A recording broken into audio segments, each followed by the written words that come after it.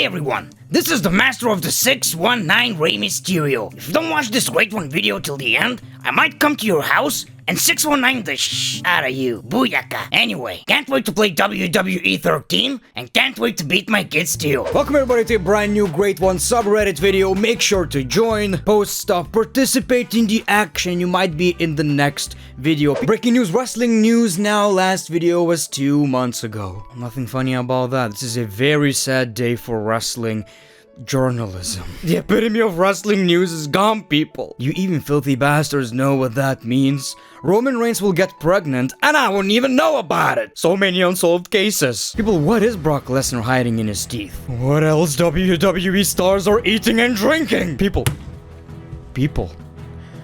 Then Ronda Rousey deliver Braun Strowman's baby. Now seriously, I'm fine. I'm okay with it. Honestly, it's not even that big of a deal.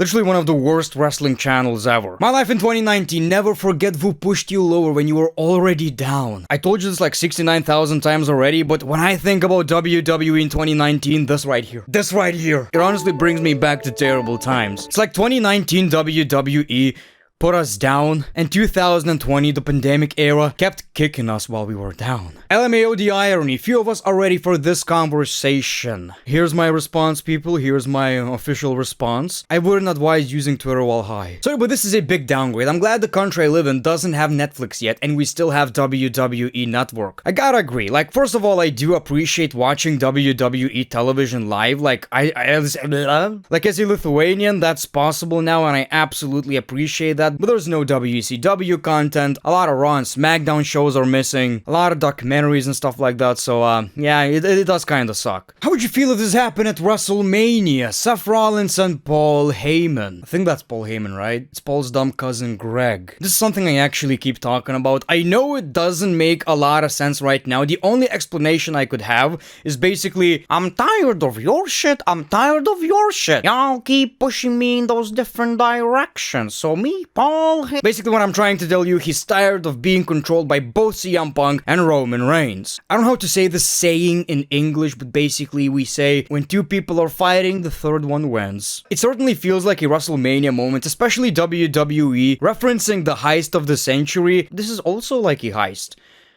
More like a kidnapping, honest. But, you know, Cena cooking need to be studied. Cody lists all his flaws, so they won't be used against him. John Cena. It is kinda crazy, though, that Cody actually recovered very quickly after that. Like, same thing happened with Roman Reigns and John Cena, but Roman wasn't ready back then. Roman wasn't ready. He almost pulled out this one. My wrestling YouTubers Rushmore, what's yours? Okay, so what do we have right here? BDE, Deontay, Santi Zap, and I think that's me. Very inaccurate imagination of your boy. Like the forehead, no gains, no riz.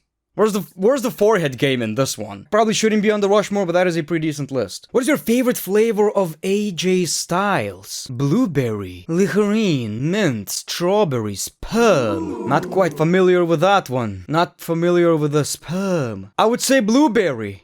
I always looked at AJ Styles as a blue attire sperm guy. That is the most phenomenal attire, no pun intended, for AJ Styles. How did we go from you and Cody last year to they're protecting Cody this year? This is something I really don't understand. And again, I'm saying shit you don't want to hear, but this is a bunch of bullshit, people. It's a bunch of bullshit. First of all, they're not protecting Cody. John Cena cooked the shit out of him. I assume this was posted earlier, but this kinda invalidates this point. Basically, Cody is so good on the microphone, he already had a great response and recovered very quickly. It's like people want John Cena to kinda bury Cody on the microphone because that's what they're used to, which is something I don't understand. Why would WWE want their biggest face of the company looking weak, like intentionally trying to hurt his credibility?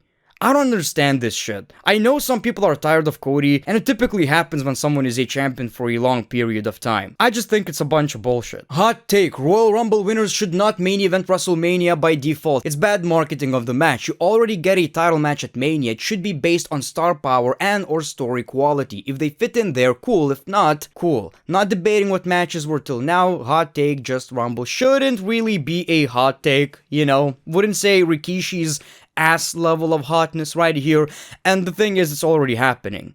When was the last time WWE actually cared about these kind of rules? And WWE are making a mistake by promoting these matches that way. Obviously, and this is a hot take I guess, the biggest match of the night should main event the show. The match that has the most attention, the match people care about. So WWE should stop promoting these matches as WrestleMania main events and just tell the people winner is getting a title match at WrestleMania. This way it fixes all the problems. I know many fans are saying it should be this match. Not that I would complain, but from a marketing aspect, it doesn't make a lot of sense. This is the match people are talking about. Well, WrestleMania main events, Roman Reigns, women. I know what you're trying to say. Could you argue that they're wrong by doing it? Like, Roman was literally the biggest star. I'm a very weird person because even in politics, whatever it may be, I can a lot of times see both sides and be like, yeah, both of you are making great points, like...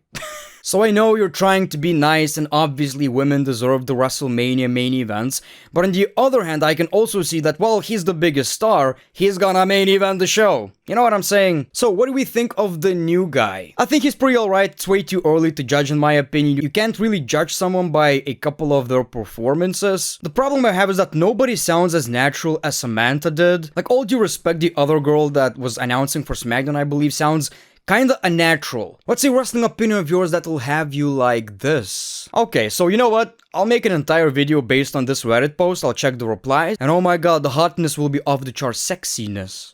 It will be wild, but I have a couple, one that I will not share because it involves a wrestler that I don't like that much, never understood the hype, and a lot of people do. I have enough people angry at me for my wrestling opinions, I don't want to get into it. But another hot take is that I don't feel like when you have superstars like John Cena versus The Rock, whatever it may be, huge talent, at that point, I don't feel like the match quality matters that much. One of the wildest takes I've seen, Stone Cold Steve Austin should have never returned because the match against Kevin Owens sucked. It wasn't a traditional wrestling match.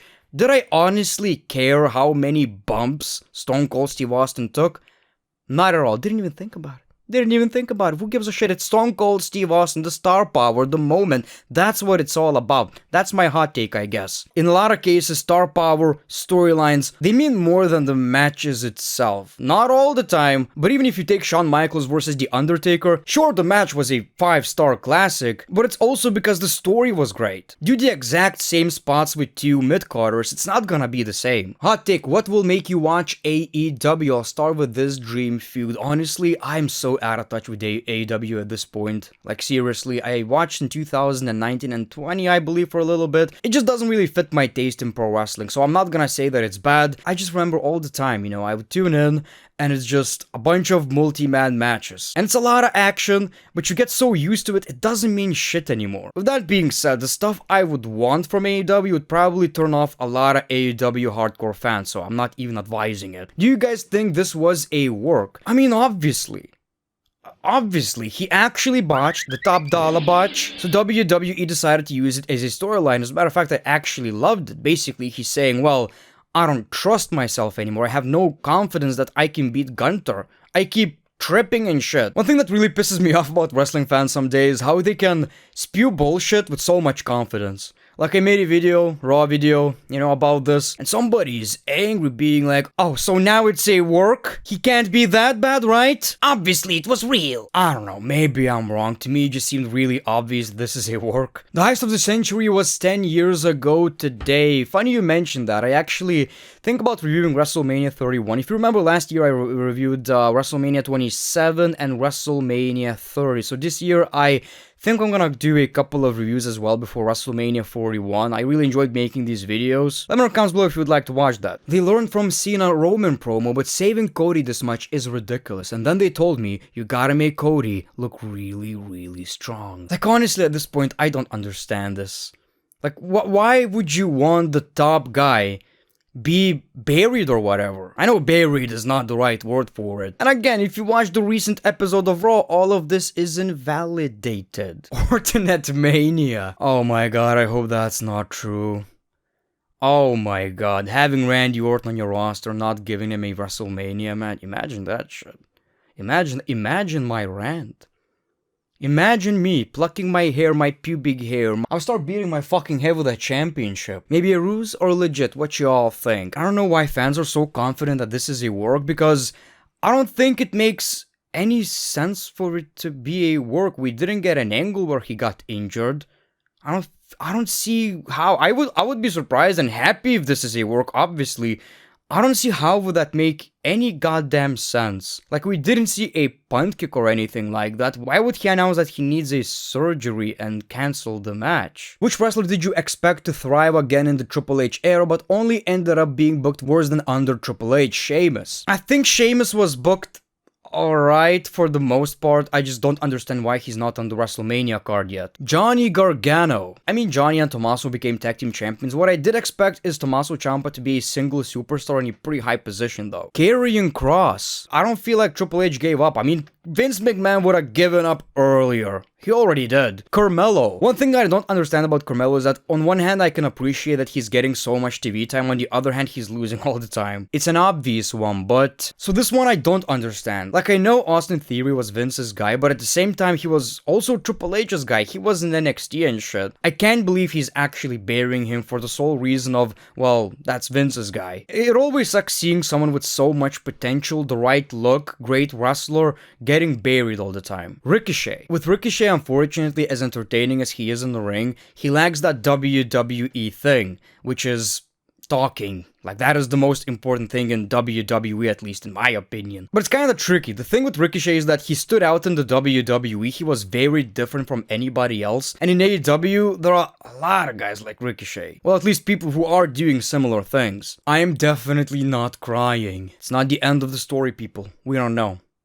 We don't know. Maybe he is loyal to Tribal Chief. Maybe it's gonna be Paul Heyman costing CM Punk the match, so the story continues. Anyway, people, thank you so much for watching this video. That's all I got for you today. Make sure to check out these videos right here. Appreciate the great one. Peace, love, and hugs. It's been a pleasure.